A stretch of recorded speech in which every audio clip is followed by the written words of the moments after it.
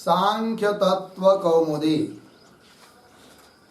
सांख्य तत्व कौमुदी ग्रंथ में पेज नंबर 182 और 182 पेज के ऊपर प्रथम पंक्ति है, यच्च कामावसायित्वं सा सत्य संकल्पता। ठीक है, तो बात चल रही है बुद्धि के धर्म की। तो लक्षण किया था बुद्धि का, अध्यवसाय बुद्धि, अध्यवसायत्वं बुद्धेः लक्षण।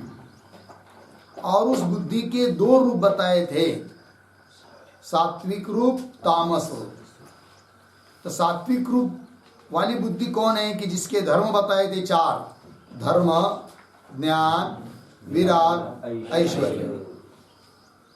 तो उन 4 में से अंतिम जो है ऐश्वर्य, उसकी चर्चा चल रही थी कल। तो जिस ऐश्वर्य के बल पर, ऐश्वर्य से क्या अनिमादिक का प्रादुर्भाव होता है। तो अनिमा, लघिमा, गरिमा, महिमा, प्राप्ति, प्राकाम्य और वशित्व और ईशित्व, ये 8 महासिद्धि है। तो इसका विवेचन कल हुआ था। तो वो जो 8 नंबर के ईशित्व, उसको तो बता दिया था कि जिसके प्रभाव से भूत भौतिका नाम प्रभव स्थिति लया नाम इष्टे, भूत भौतिक प्रभाव पदार्थों की उत्पत्ति, स्थिति और लय भी कर सकता है, ऐसा सामर्थ्य उसमें आ जाता है। ठीक, किंतु अंतिम जो ईशित्व बताया उसी का अब अन्य नाम बता रहे हैं, कामावसायित्व। वो क्या है उसका स्वरूप, वो बता रहे, यच्च कामावसायित्वं सा सत्य संकल्पता। सत्य संकल्प, सत्य संकल्प हो जाता है वो योगी। ठीक है, तो सत्य संकल्प होता है मतलब क्या होता है, तो बता रहे आगे, ये न यथा अस्य संकल्प भवति भूतेषु तथा एव भूतानि भवन्ति। भूतों के बारे में, भूत भौतिक सभी पदार्थों के बारे में जैसा वो संकल्प करता है वैसे भूत होते हैं, वैसे पदार्थ होते हैं। यह है सत्य संकल्पता। सामान्य आदमी और यह इस प्रकार का योगी जिसको अष्टमा सिद्धि प्राप्त है, उसमें यही अंतर है कि हम लोगों का जो क्या होता है, निश्चय पदार्थ के अनुसार होता है। जैसा पदार्थ वैसा हम लोगों का निश्चय। सामने घट है, घट, सामने पट है, अयम पट, ऐसा हम लोगों का निश्चय होता है। उनका वैसा नहीं है कि जिनको ये सिद्धि प्राप्त हुई है वो जैसा संकल्प करेगा वैसा पदार्थ बनेगा। सामने घट है किंतु उसने संकल्प किया कि नहीं, सामने पट है तो घट का पट बन जाएगा। सामने है विष, संकल्प करेगा नहीं अमृत है तो विष का रूपांतर अमृत में बन जाएगा। समझ में आया? यह है वही दिया, यच्च कामावसायित्वं सा सत्य संकल्पता। वही दे रहे आगे, ये न मतलब यत् प्रभावेन, थोड़ा अन्वय, ये न उसके बाद एक शब्द छोड़कर, अस्य, थोड़ा आगे जाकर भूतेषु, पीछे यथा, आगे संकल्प भवति, फिर आगे तथा एव भूतानि भवन्ति। ये न जिसके प्रभाव से क्या, अस्य योगिनः, भूतेषु भूतों के बारे में, भूत भौतिक पदार्थों के बारे में, यथा संकल्प भवति जैसा संकल्प करेगा, तथा एव भूतानि भवन्ति। लग गया जी? तो ये जो पंक्ति है ना, भूतेषु इत्यादि, उस पर एक वाक्य लिखेंगे। भूतेषु बराबर, भूतेषु बराबर भूत प्रकृतिषु, भूत प्रकृतिषु। आगे यथा संकल्पः भवति,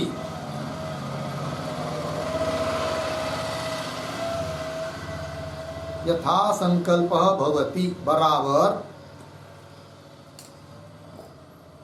विषम अपि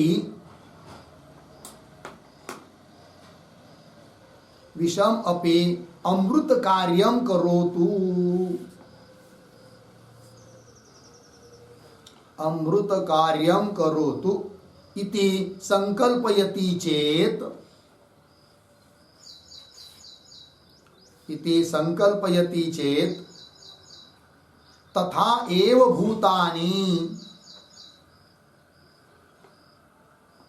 तथा एव भूतानि बराबर भूत प्रकृत्यादयः भवन्ति, भूत प्रकृत्यादयः भवन्ति। अर्धविराम। विषम अपि अमृतम भवति इति, विषम अपि अमृतम भवति इति। ठीक है, देखो भाई अर्थ।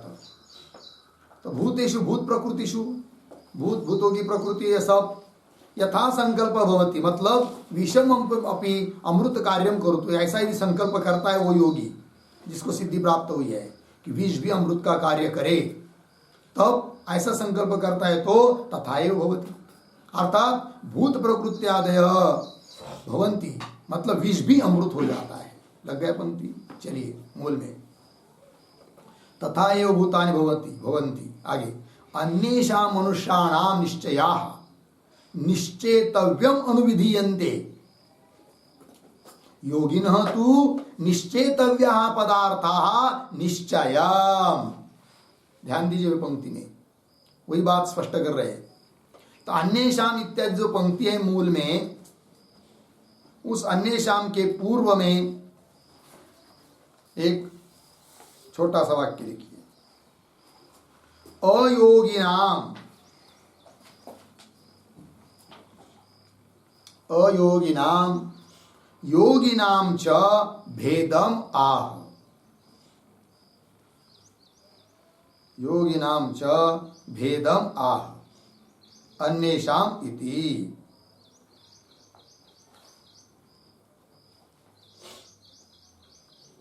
अन्येषाम इति हो गया।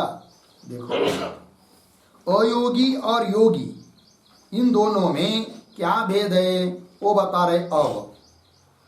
तो अन्येषाम मनुष्याणाम, यहाँ पर अन्येषाम शब्द का अर्थ लिखिए अयोगिनाम।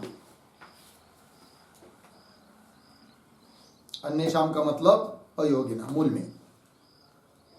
देखो भाई, अन्येषाम मनुष्याणाम निश्चयाः, निश्चय शब्द का अर्थ ज्ञानानि। अयोगी पुरुषों का जो निश्चय होता है, जो ज्ञान होता है, वो कैसा होता है और योगी पुरुष का कैसा होता है, दोनों का अंतर बता रहे हैं। पंक्ति देखिए, अन्येषां मनुष्याणाम, अयोगी मनुष्यों के निश्चय अर्थात ज्ञान कैसा होता है, निश्चेतव्यम अनुविधीयन्ते, निश्चय करने योग्य जो पदार्थ, उन पदार्थ का अनुसरण करते हैं। निश्चय किसके? अन्य मनुष्यों के, अयोगी मनुष्यों के, मतलब जैसा पदार्थ रहेगा वैसा निश्चय होगा।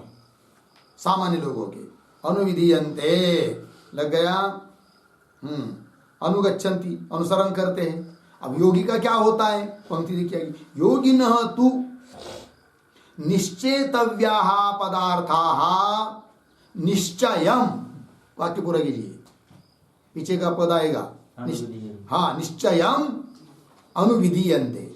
ठीक है, किसके? योगी के। हाँ, तो वही करे, योगिनः निश्चेतव्याः पदार्थाः, ज्ञेय पदार्थ। निश्चेतव्य पदार्थ का मतलब ज्ञेय पदार्थ, ज्ञान का विषयभूत पदार्थ। क्या करते वो? निश्चयम अनुविधीयन्ते, निश्चय मतलब उसका ज्ञान, उसका ज्ञान का अनुसरण करते हैं। किसके? योगी की। दोनों का अंतर समझ में आया?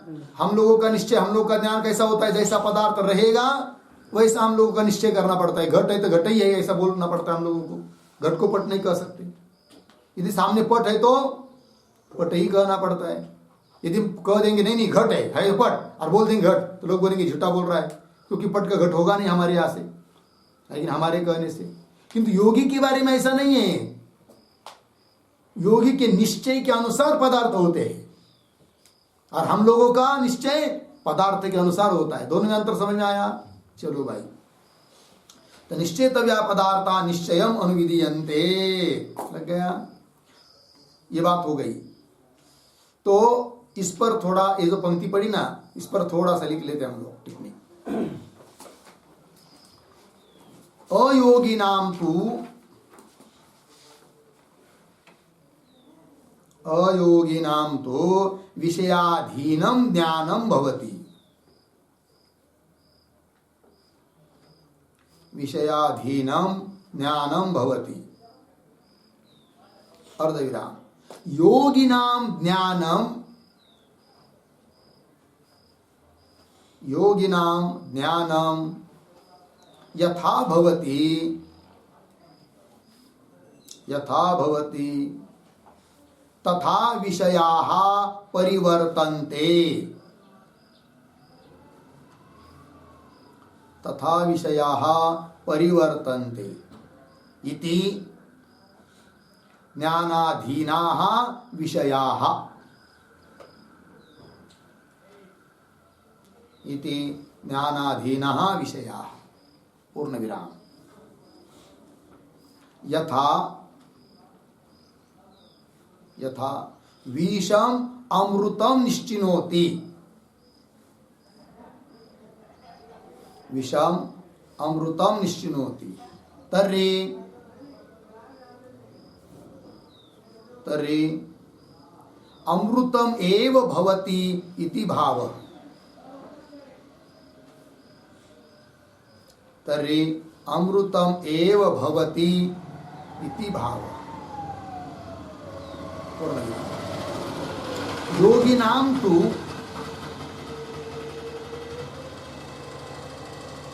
योगिनाम तो निश्चेतव्याः विषयाः, निश्चेतव्याः विषयाः निश्चयम, कौंस में लिखिए ज्ञानम, कौंस बंद, आगे अनुधावन्ति, बराबर अनुवर्तन्ते, अनुवर्तन्ते, पूर्ण विराम। योगिनाम ज्ञानम, योगिनाम ज्ञानम यथा भवति, यथा भवति तथा विषयाः परिवर्तन्ते, तथा विषयाः परिवर्तन्ते इति ज्ञानाधीनाः विषयाः, ज्ञानाधीनाः विषयाः, अर्धविराम। यथा विषम अमृतम निश्चिनोति, यथा विषम अमृतम निश्चिनोति तर्हि अमृतम एव भवति इति भावः, तर्हि अमृतम एव भवति इति भावः। ठीक है, चलो भाई अर्थ लिखिए। अयोगिनाम तो विषयाधीनम ज्ञानम भवति, अयोगियों का ज्ञान कैसा होता है? विषयों के अधीन। योगिनाम ज्ञानम यथा भवति तथा विषया परिवर्तन्ते, यह अंतर है। योगियों का जैसा ज्ञान होता है वैसे विषय उस ज्ञान के अनुसार परिवर्तित हो जाते हैं, है कि नहीं? इति अर्थात ज्ञानाधीना विषया, और हम लोग का कैसा है? विषयाधीन ज्ञान, और उनका ज्ञान के अधीन विषय। यथा विषम अमृतम निश्चिनोति तरी अमृतम एव भवति इति भाव। विष को कहता है कि अमृत है तो अमृत बन जाता है। योगी नाम तो निश्चेतव्या विषया, योगी के निश्चय करने योग्य जो विषय है वे सब निश्चय अनुधावंती, ज्ञान का अनुसरण करते हैं। और योगी का ज्ञान यथा भवति तथा विषय परिवर्तनते, वही लिख दिया। इति ज्ञानाधीना विषया, ज्ञान के अधीन है कौन? विषय। कहता है विष है, सामने विष, कहता है अमृत तो अमृत बन जाएगा। ये बात आइए आगे मूल में। इति चत्वारः सात्विका बुद्धि धर्मा, ये चार क्या हुए? सात्विक बुद्धि के धर्म है, बुद्धि के सात्विक धर्म है कौन? ये चार। आगे चलिए, तामसाः तु तद्विपरीताः बुद्धि धर्माः, बुद्धि के कुछ तामस धर्म भी है, वो कौन है? उनसे विपरीत, सात्विक धर्मों से विपरीत, विरुद्ध। ठीक है ना? वो कौन हो सकते भाई? तो आगे दे रहे, अधर्म, अज्ञान, अवैराग्य, अनैश्वर्य, अभिधानाः चत्वारः इत्यर्थः। मिल गया जी? तामस धर्म को बता रहे हो। तामसा तु तद्विपरीता बुद्धि धर्म, तामस धर्म वो कौन कौन है? अधर्म, धर्म की विरुद्ध कौन है? अधर्म, है कि नहीं? उसके बाद ज्ञान की विरुद्ध अज्ञान, वैराग्य की विरुद्ध अवैराग्य, और ऐश्वर्य की विरुद्ध अनैश्वर्य। ठीक है, ये चार हो गए तामस धर्म। इस पर भी एक वाक्य लिखते हैं, प्रतीक अधर्म, अधर्म बराबर अवनति प्रदः चौर्यादि।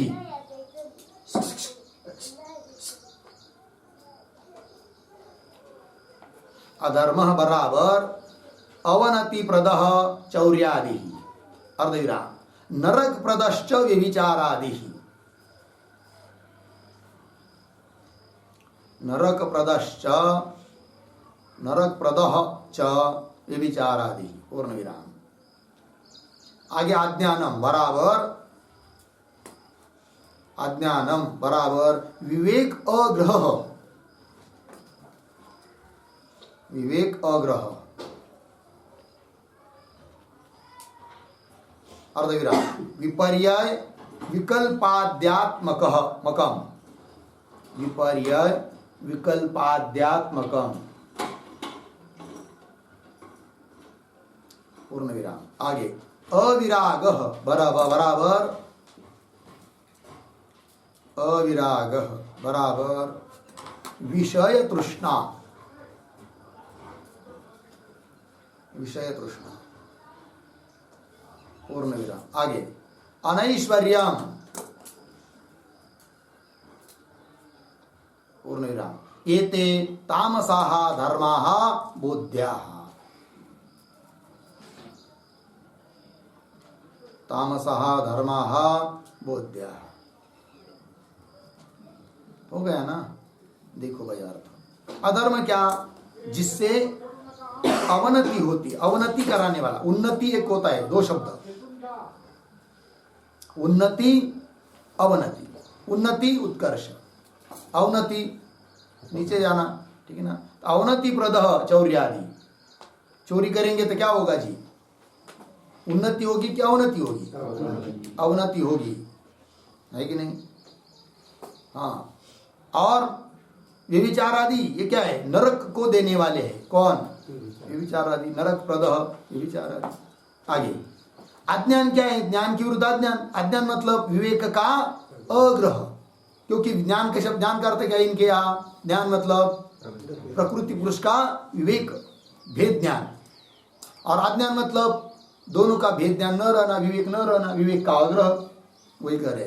अज्ञानम विवेक अग्रह, वो क्या होता है? विपर्य रूप, भ्रम रूप होता है, विकल्प स्वरूप होता है इत्यादि। अविराग, अविराग मतलब, विराग मतलब वैराग्य, और अविराग मतलब विषय तृष्णा, विषय की लालसा। ठीक। और ऐश्वर्य की विरुद्ध है अनैश्वर्य। ऐश्वर्य बता दिया, वो आत्मा सिद्धि आदि जिससे प्राप्त होती है, और वो न रहना, उसका क्या है? अनैश्वर्य। ये सब तामस धर्म है, ये बात बता दी। हो गया भाई? तो जो व्यक्त है, वो व्यक्त होने से जो महत्त्व अर्थात बुद्धि, उसका लक्षण कर दिया इस 23 नंबर कारिका में। अब उस महत्त्व से उत्पन्न होता है कौन? अहंकार। अब उस अहंकार का लक्षण करने के लिए आगे की कारिका आ रही है। तो पंक्ति देखिए, अहंकारस्य लक्षणम आह। अहंकार का लक्षण कर रहे हैं कारिका के माध्यम से। तो कारिका का उच्चारण कर लेते हैं। अभिमानोऽहंकार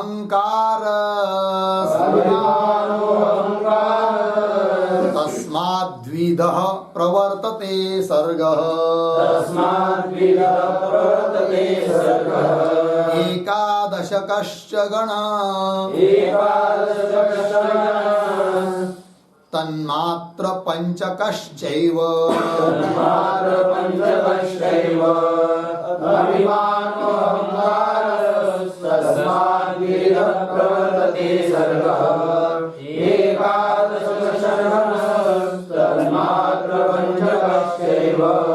अभिमानः अहंकारः तस्मात् द्विविधः प्रवर्तते सर्गः एकादशकः च गणः तन्मात्र पंचकः च एव। ठीक अन्वय। अभिमानः अहंकारः तस्मात् द्विविधः एक शब्द छोड़कर आगे सर्गः पीछे प्रवर्तते नीचे सरल एकादशकः च गणः तन्मात्र पंचकः च एव। ठीक। अभिमान अहंकार इसमें लक्षण कर दिया अहंकार का है कि नहीं। अभिमानवत्वम अहंकारस्य लक्षणम। अभिमान वाला जो है वही है कौन अहंकार। और उस अहंकार से तस्मात् अहंकार से द्विविध सर्ग प्रवर्तते। दो प्रकार का सर्ग सर्ग नाम सृष्टि दो प्रकार की सृष्टि प्रवर्तते प्रादुर्भूत होती है उत्पन्न होती है। कौन है दो प्रकार तो कर एकादश का गण एकादश 11 का समूह रूप जो गण 11 पंच ज्ञानेन्द्रिय पंच कर्मेंद्रिय और मन 11 एकादश ये उत्पन्न होते अहंकार से। और तन्मात्र पंचक चेव और 5 तन्मात्रा ये भी उत्पन्न होते किससे अहंकार से। तो कुल मिलाकर अहंकार से कितने तत्व उत्पन्न हुए 11 और 5 16 तत्व उत्पन्न होते। ठीक है। आइए भाई इस कारिका का थोड़ा सा अर्थ शब्दशः लिख लेते हैं। प्रतीक अहंकार बराबर अभिमानवत्वम अहंकारस्य लक्षणम।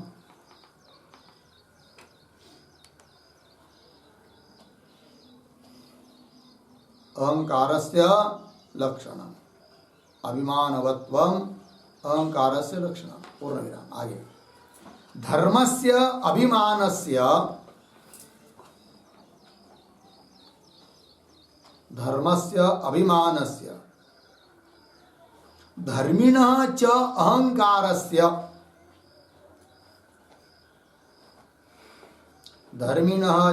अहंकारस्य अभेद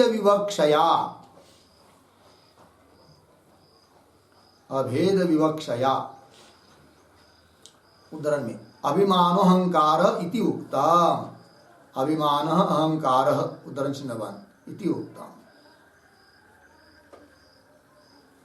उक्तम् पूर्ण विराम। अभिमानवान अहंकारः इत्यर्थः। अभिमानवान अहंकारः इत्यर्थः पूर्ण विराम। फिर प्रतीक तस्मात् बराबर उपादान कारणात् अहंकारात् उपादान कारणात् अहंकारात् द्विविधः प्रतीक है। द्विविधः बराबर द्विजातीयकः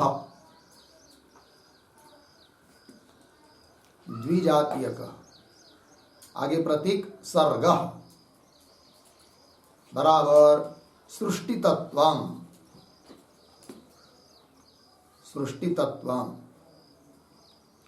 फिर आगे प्रतीक प्रवर्तते बराबर प्राविर्भवति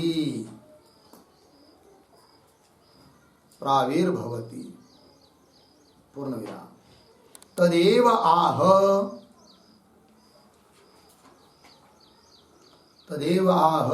एकादशकश्च इति।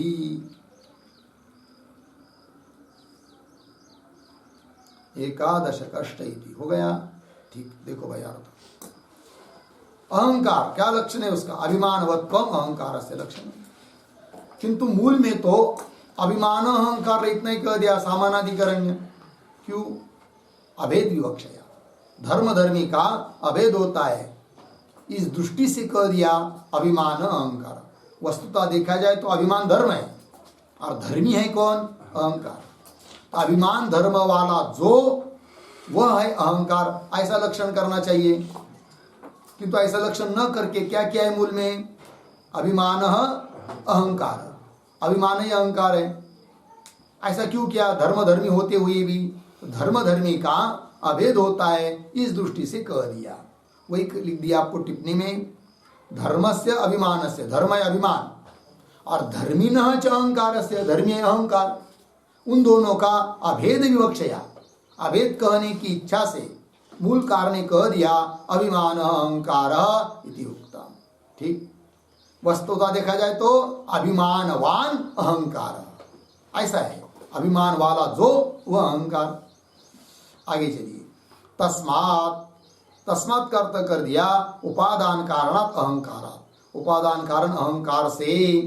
द्विविधः, द्विविध का मतलब द्विजातीय, भिन्न भिन्न जाति वाला, दो सर्ग सृष्टि तत्व प्रवर्तते प्राविर्भवति। दो प्रकार कौन कौन? नीचे के पंक्ति में दिया, तदेव आह एकादशक, एकादशक गणः, गण समूह, 11 का समूह एक, और तन्मात्रा पंचक, तन्मात्रा 5, शब्द स्पर्श रूप रस गंध, 5 तन्मात्रा ये उत्पन्न होते। दो प्रकार की सृष्टि उत्पन्न होती है अहंकार से। लगा पंक्ति? आइए फिर नीचे टीका में, अभिमान इति, अभिमान अहंकार, अभिमान का मतलब अहंकार। आगे, यत् खलु आलोचितम मतम च तत्र अहम अधिकृतः शक्त खलु अहमत्र मदर्ता एवं विषयाः मत्त न अन्यः अत्र अधिकृतः कश्चिदस्ति अतः अहम अस्मि इति यह अभिमान। ये सब अभिमानों का स्वरूप बताया अलग अलग प्रकार का। ये जो पंक्ति चालू हुई ना, यत् खलु इत्यादि, तो यत् के पूर्व में एक वाक्य लिखे अवतरण के रूप में, अभिमानात्मकम व्यापारम, अभिमानात्मकम व्यापारम, व्यापारम स्पष्टयितुम, स्पष्टयितुम व्यापाराणाम क्रमम आह, व्यापाराणाम क्रमम आह यद इति। ठीक, देखो भाई, अभिमानात्मक व्यापार को स्पष्ट करने के लिए, अहंकार का व्यापार क्या है? अभिमान। उसको स्पष्ट करने के लिए व्यापारों का क्रम दिखा रहे यत इत्यादि पंक्ति से। ठीक है ना? तो यत, यत का मतलब होता है यत कोई वस्तु, चाहे कार्य। ठीक है ना? खलु ये अव्यय है, निश्चयवाचक अव्यय। तो आलोचितम, बाह्य इंद्रियों के द्वारा जब आलोचन करते, प्रत्यक्ष देखते हैं किसी कार्य को या किसी वस्तु को, तब क्या होता है? आलोचन किया, उसके बाद मतम, है कि नहीं? मतम का मतलब होता है, लिखा देंगे सबका अर्थ बाद में। तो मतम का मतलब इदम एवं न एवं चैति संकल्प, संकल्पितम, संकल्प हो जाता है। पहले आलोचन, पदार्थों को देखना, उसके बाद ऐसा है या वैसा है, इसका प्रकार का क्या होता है? संकल्प। संकल्प होने के बाद फिर तत्र अहम अधिकृतः, इसमें मैं अधिकारी हूं, इस प्रकार का अभिमान होता है। एक प्रकार का अभिमान हुआ। ठीक है? और बहुत सारे अभिमान का होता है, तो आगे दे रहे फिर शक्त खलु अहमत्र इत्यादि। ठीक है? तो ये जो पंक्ति है यत खलु इत्यादि, उसका अर्थ थोड़ा लिख लेंगे हम लोग। तो प्रतीक है यत, यत बराबर वस्तु कार्यम वा, वस्तु कार्यम वा। आगे, बाह्येन्द्रिय ही आलोचितम, बाह्येन्द्रियैः आलोचितम बराबर प्रत्यक्षीकृतम। प्रत्यक्षीकृतम हो गया ना, अर्धविराम। फिर आगे मनसा मतम, मनसा मतम बराबर इदम एवं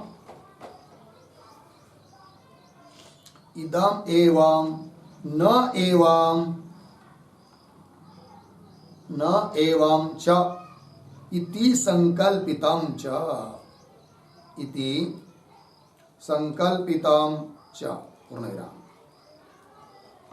आगे ततः संकल्पानंतरम, संकल्पानंतरम अर्धविराम। आगे प्रतीक तत्र, तत्र बराबर वस्तुनि कार्ये वा, वस्तुनि कार्ये वा अहम अधिकृतः, अहम अधिकृतः इत्याकारकः यह अभिमानः, इत्याकारकः यह अभिमानः तद्वत्वम्, तद्वत्वम् अहंकारस्य लक्षणम्,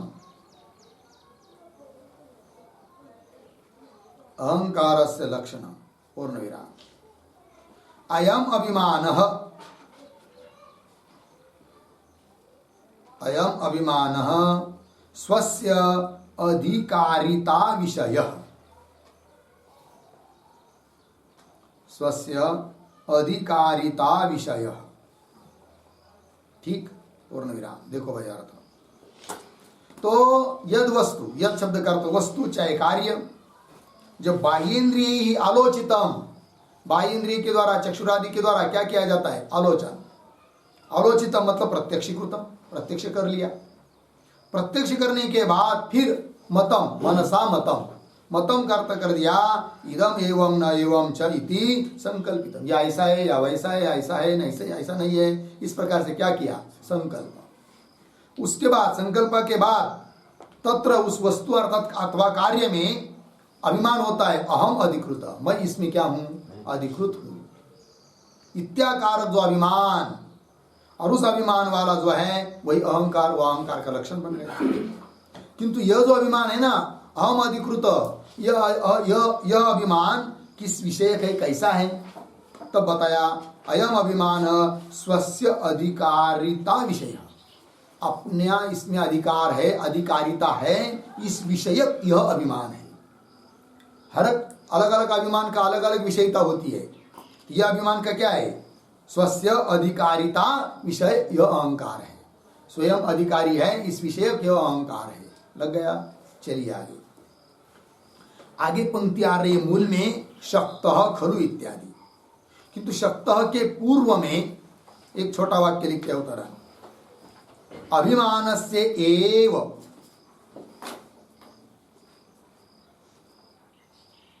अभिमानस्य एव प्रकारांतराणि दर्शयति, प्रकारांतराणि दर्शयति शक्तः इति, शक्तः इति। अभिमानस्य एव प्रकारांतराणि दर्शयति, अभिमान के अन्य अन्य प्रकार दिखा रहे हैं शक्त इत्यादि पंक्ति से। तो पंक्ति की भाई, शक्तः खलु अहम अत्र, शक्त शब्द का अर्थ होता है समर्थ, खलु निश्चय, अहम अत्र शक्तः, एक अभिमान हुआ। फिर आगे मदर्था एवामी विषया, ये दूसरा अहंकार हुआ, अभिमान हुआ। मत्त न अन्य अत्र अधिकृत, ये तीसरा कश्चिद अस्ति यहाँ तक, अतम अस्मि उससे भिन्न, यह अभिमान हुआ। क्या इस अभिमानों में अंतर है, भेद है, तो थोड़ा समझ लेंगे। जैसे पहला अभिमान बताया था अमत्र अहम अधिकृत, ये बताया था।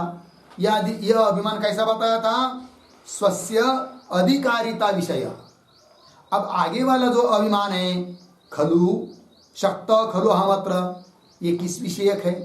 उसके आगे वाला किस विषयक है? उसके आगे वाला किस विषयक है? तो उसको समझने के लिए थोड़ा लिख लेते हम लोग टिप्पणी लिखेंगे भाई। तो प्रतीक अत्र या है ना, शक्त खलु अहम अत्र, वाका अत्र बराबर कार्ये वस्तुनि वा, कार्ये वस्तुनि वा अहमेव शक्तः, अहम एव शक्तः बराबर समर्थः,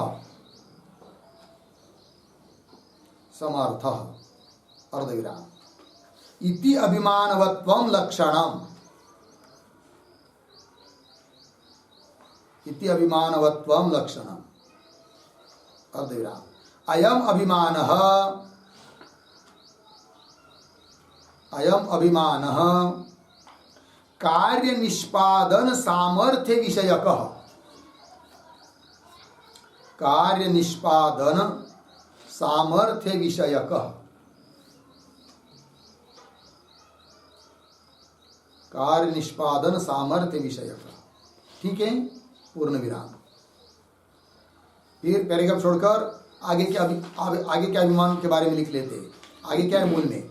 मदर्था एव अमी विषया, उसके बारे में लिखेंगे प्रतीक अमी विषया, अमी विषया बराबर वस्तूनि कार्याणि वा, वस्तूनि कार्याणि वा अर्धविराम प्रतीक मदर्थाः एव, मदर्थाः एव बराबर मत प्रयोजनाय एव सन्ति, मत प्रयोजनाय एव सन्ति अर्धविराम इति अभिमानवत्वं लक्षणम्, इति अभिमानवत्वं लक्षणम् अर्धविराम अयम अभिमानः, अयम अभिमानः ममकार प्रयोगेन, ममकार प्रयोगेन स्वप्रयोजन विषयकः, स्वप्रयोजन विषयकः पूर्ण विराम। पैराग्राफ छोड़कर नीचे अब आगे का जो मूल में अभिमान है ना, उसके बारे में लिखना है। आगे वाला कौन सा? मत्त न अन्यः अत्र अधिकृतः कश्चित् अस्ति, इसके बारे में प्रतीक अत्र बराबर कार्ये वस्तुनि वा, कार्ये वस्तुनि वा प्रतीक मत्तः अन्यः, मत्तः अन्यः बराबर मदन्यः न कश्चित् अधिकृतः अस्ति, मदन्यः न कश्चित् अधिकृतः अस्ति अर्धविराम इति अभिमानवत्वं लक्षणम्, इति अभिमानवत्वं लक्षणम् अर्धविराम अयम अभिमानः, अयम अभिमानः ममकार प्रयोगेन, ममकार प्रयोगेन स्वातिरिक्तस्य, स्वातिरिक्तस्य अधिकार निषेध विषयकः,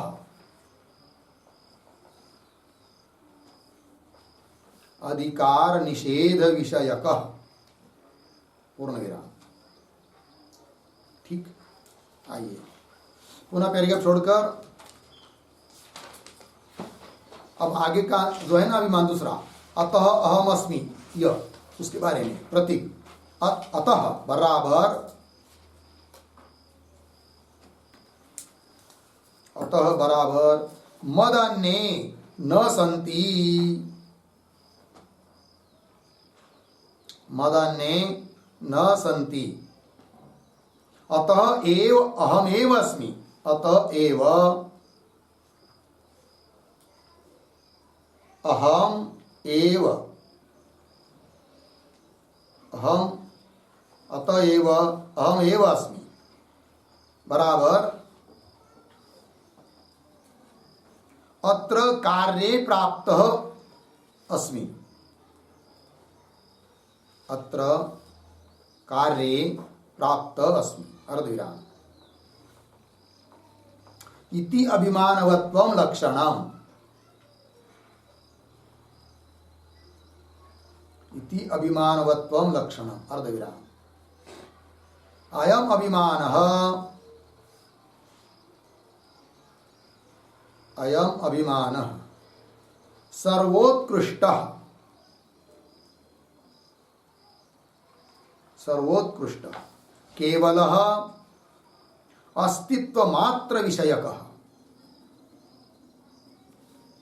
केवलः अस्तित्वमात्र विषयकः इति। हो गया, हो गया भाई, अर्थ देखो अब एक एक बात का। तो मूल में जो दूसरा अभिमान बताया था, खलु शक्त खलु अहम अत्र, उसके बारे में। अत्र नाम इस कार्य में या वस्तु में, वस्तु के बारे में। अहम एव शक्त समर्थ, मैं ही समर्थ हूं, इस प्रकार का अभिमान। और इस अभिमान वाला जो है वही अहंकार, अहंकार का लक्षण। यह जो अभिमान है वो कैसा है भाई? अयम अभिमान कार्य निष्पादन सामर्थ्य विषयक, कार्य उत्पन्न करने विषयक जो सामर्थ्य, उस सामर्थ्य विषयक यह क्या है? अभिमान है। ठीक, उसके आगे वाला मूल में जो आया है मदर्थाः एव अमी विषयाः, इसके बारे में लिख रहे हैं। अमी विषया मतलब वस्तु किंवा कार्य, ये सब मदर्था एव मतलब मत प्रयोजनाय एव संति, मेरे प्रयोजन के लिए ये है, मेरे लिए ये है। इस प्रकार का अभिमान हो जाता है। और इस प्रकार का अभिमान वाला जो वह अहंकार, यह अहंकार का लक्षण। यह अभिमान किस प्रकार का है भाई? तो बता रहे अयम अभिमान ममकार प्रयोगेन, इसमें मम का प्रयोग हुआ है मदर्था, ममकार प्रयोगेन स्वप्रयोजन विषयक, अपने प्रयोजन विषयक यह क्या है? अभिमान है, अहंकार है। आगे चलिए, आगे वाला अब आगे क्या है? मत्तः न अन्यः अत्र अधिकृतः कश्चित् अस्ति, इतना, इतने शब्दों का थोड़ा अन्वय। बीच में आया है अत्र, वहां से पकड़ेंगे अत्र, फिर पीछे जाइए शुरू में मत्तः, एक शब्द छोड़कर आगे अन्यः, थोड़ा और आगे अधिकृतः कश्चित्, फिर पीछे का न अस्ति। ठीक है, देखो भाई, अत्र मत्तः अन्य, मेरे से भिन्न, अधिकृत कोई नहीं है, यह अभिमान। तो क्या है इसके बारे में? वो भी लिख के दिया आपको। अत्र नाम इस कार्य में या वस्तु के बारे में मत्तः अन्य अर्थात मदन्य न कश्चित अधिकृत अस्ति, दूसरा कोई अधिकृत नहीं है। इति अभिमान, यह अभिमान हुआ। और इति अभिमान वत्व लक्षणम, अहंकार का लक्षण बन जाएगा। अयम अभिमान, यह अभिमान कैसा है भाई? इसमें भी ममकार का प्रयोग हुआ है। तो ममकार प्रयोगे न स्वातिरिक्त अधिकार निषेध विषयक, अपने से अतिरिक्त किसी का भी अधिकार नहीं है, अपने से अन्य वस्तु में व अन्य व्यक्ति में अधिकार का निषेध करने वाला यह अभिमान है, अधिकार निषेधक विषयक। ठीक है, चलिए अंतिम का, अंतिम का है मूल में अतः अहम अस्मि, लिखते अतः, अतः का अर्थ मद अन्य न संति, मेरे अन्य, मेरे भिन्न और कोई नहीं है, न संति, अतः एव अहम एव अस्मि, मैं ही हूँ।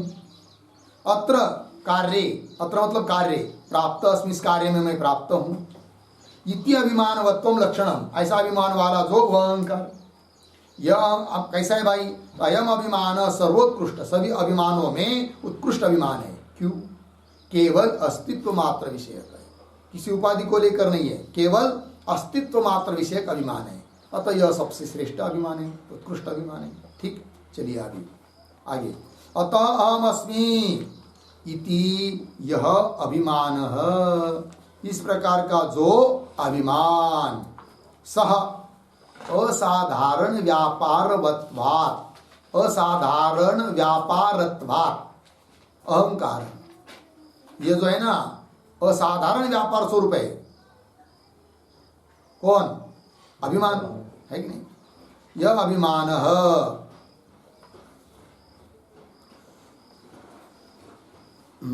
लगे पंक्ति देखो भाई, ये जो इति है ना, अतः अहम अस्मि इति यह अभिमान, इस प्रकार का जो अभिमान, ये सभी जितने भी अभिमान के भेद है उसको अभेद करके बता रहे हैं। इति यह अभिमान स असाधारण व्यापारत्वात्, बुद्धि का असाधारण व्यापार होने के कारण ये सब क्या है? अहंकार है कि नहीं? अहंकार अर्थात ये अहंकार का लक्षण हुआ। ये सब अभिमान क्या है? अहंकार है। मतलब अहंकार और अभिमान इनका अभेद है। अतः इस अभिमान वाला जो, उसी का नाम है अहंकार। ठीक है, अहंकार हो गया ना। आगे चलिए, तम उपजीव्य ही बुद्धि अध्यवस्यति। ठीक, तम उपजीव्य, तम मतलब कौन? हाँ, उस पर लिख लेते एक वाक्य उदाहरण चिन्ह में, अहम इति प्रत्ययः, अहम इति प्रत्ययः क्रियते अनेन इति अहंकारः, क्रियते अनेन इति अहंकारः, पूर्ण विराम। फिर प्रतीक, तम उपजीव्य बराबर अभिमान वृत्तिकम अहंकारम, अभिमान वृत्तिकम अहंकारम कारणीकृत्य अर्धविराम आश्रित्य बराबर निमित्तीकृत्य पूर्ण विराम। प्रतीक ही बराबर निश्चये पूर्ण विराम। फिर आगे प्रतीक, बुद्धि अध्यवस्यति बराबर स्वव्यापारम अध्यवसानम करोति, स्वव्यापारम अध्यवसानम करोति इति। ठीक, देखो भाई अर्थ, तम उपजीव्य बुद्धि अध्यवस्यति, तो अहम इति प्रत्यय, मैं ऐसा प्रत्यय, क्रियते अनेन, जिसके द्वारा किया जाता है उसको कहते हैं अहंकार। अहंकार का ही धर्म है अभिमान। ठीक है ना। चलिए, फिर तम उपजीव्य का अर्थ कर रहे हैं अभिमान वृत्तिकम अहंकारम कारणीकृत्य।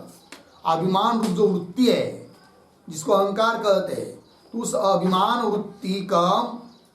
वृत्ति वाला अहंकार को कारणीकृत्य अर्थात आश्रित्य अर्थात निमित्तीकृत्य, उसके निमित्त से ही निश्चय बुद्धि अध्यवस्यति, बुद्धि क्या करती है? निश्चय करती है कि नहीं? निश्चय करती मतलब क्या? स्वव्यापारम अध्यवसानम करोति, अपना व्यापार जो अध्यवसान निश्चय उसको करती है कौन? बुद्धि। आइए मूल है, तम उपजीव्य ही बुद्धि अध्यवस्यति। कैसा? उसका आकार कर्तव्यम एतन मया इति, एतत् कार्यम मया कर्तव्य, यह कार्य मुझे करना चाहिए, ऐसा निश्चय करती है कौन? बुद्धि। चलिए आगे आइए मूल में, तस्य कार्य भेदम आह, तस्य अहंकारस्य है कि नहीं? कार्य भेदम, उसके कार्य भेद अर्थात उससे उत्पन्न हुआ जो भी सृष्टि है उसके भेद को बता रहे। अब तस्मात् द्विध प्रवर्तते सर्ग इत्यादि पंक्ति के द्वारा मूल कारिका में आया है, तस्मात् द्विध प्रवर्तते सर्ग। इस पंक्ति से मूल ग्रंथकार कौन बात बता रहे हैं? तो वो बात बता दिया हम लोगों को वाचस्पति मिश्र जी ने। क्या कह रहे हैं कि तस्य कार्य भेदम, उस अहंकार के कार्य भेद को मूल कार बता रहे। कौन पंक्ति से? तस्मात् द्विध प्रवर्तते सर्ग इति। प्रकार द्वयम आह, वो कौन दो प्रकार है भाई? तो बता रहे आगे, एकादश कश्च गण इंद्रिया वह।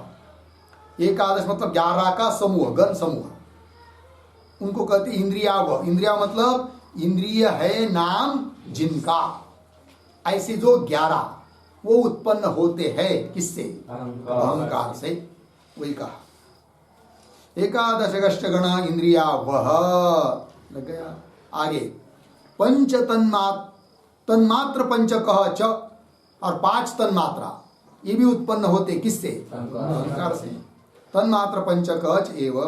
ठीक है, आगे चलिए। द्विध एव सर्ग अहंकारात्। इस प्रकार 2 प्रकार का सर्ग उत्पन्न होता है। द्विध एव, 2 प्रकार का ही सर्ग अहंकार से उत्पन्न होता है, ज्यादा नहीं, ये कहना। लेकिन अर्थ कहाँ से निकाला इस प्रकार का आपने? ये जो पंक्ति है ना, द्विध एव इत्यादि, द्विध के पूर्व में एक छोटा वाक्य, एव कारार्थम आह, द्विध इति। ठीक, एव कारार्थम आह द्विध इति। कारिका में एव आया है। कहाँ आया है एव पता है? कारिका में एव दिखता है कहीं? हाँ, तन्मात्र पंचक च एव, एव आया ना। एव मतलब ये 2 ही प्रकार का समुदाय सर्ग उत्पन्न होता है किससे? अहंकार से, ज्यादा नहीं। तो उस एव का क्या अर्थ है वही बता रहे आप टीकाकार। द्विध एव, 2 ही प्रकार का सर्ग सृष्टि अहंकारात् अर्धविराम, न तो अन्य, इससे ज्यादा कोई सर्ग सृष्टि उत्पन्न होती नहीं।